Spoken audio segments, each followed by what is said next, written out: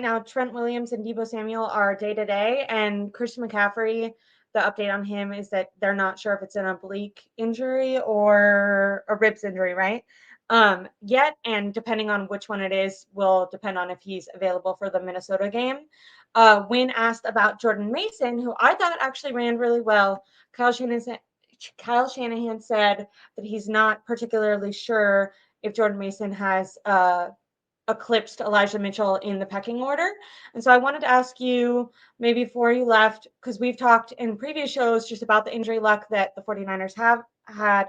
Are you worried about the injuries going forward? And do you think maybe Elijah Mitchell and Jordan Mason should have a role reversal?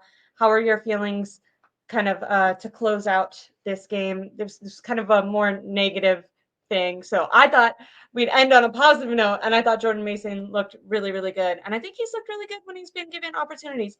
I know he struggled a little bit in pass protection, which I think is what's limited his ability to get on the field even more.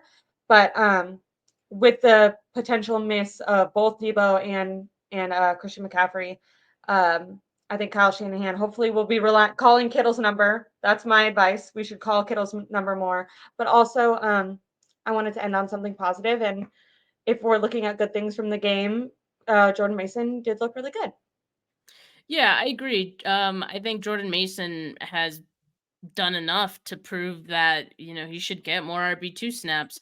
Like if you do a committee, fine, but like I don't know if I agree with saying like, Elijah has look, I get Elijah has earned uh, the RB2 role, but at the same time, he's also lost it because he can't stay Yeah. healthy. And every time he comes back from injury, like it does take him a bit to like regain some of that juice. And I think with each injury, it gets harder to Mhm. regain that.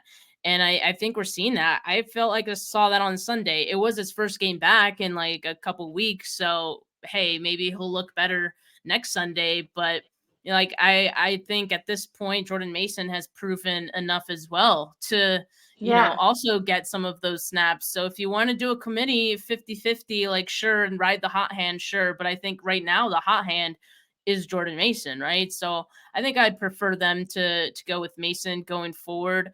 I do understand that Elijah Mitchell has looked good when he's healthy, but how much can we really rely on that, or just like know for sure that he has that same, juice that he had like pre all of these injuries? I completely agree. I think Elijah Mitchell, his rookie year, earned the right for that uh, RB1. Well, he was RB1 at first job, and then for the backup to CMC. But with all of his injuries, and with the times that Jordan Mason has been given the opportunity, he's also made the most out of it. And I think at this point, um, you have to like reward that ability. But I'm so glad that you joined me today, Steph. This was a little bit of a shorter one for my channel, but I'm really glad that I feel like today we got a little bit hot, but less hot than yesterday on your instant We reaction. Yeah, Um, we had some time to like think on it a little bit, I think. yeah, I kind of like That I always like helps.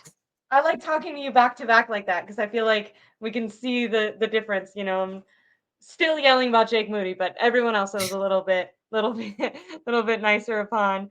Um, but thank you everyone for watching. I had such a good time. And Steph Sanchez, do you want to plug your show that you have coming up and your channel and everything? Yeah, yeah, you guys can find me all social media platforms pretty much at Steph49K. That is Steph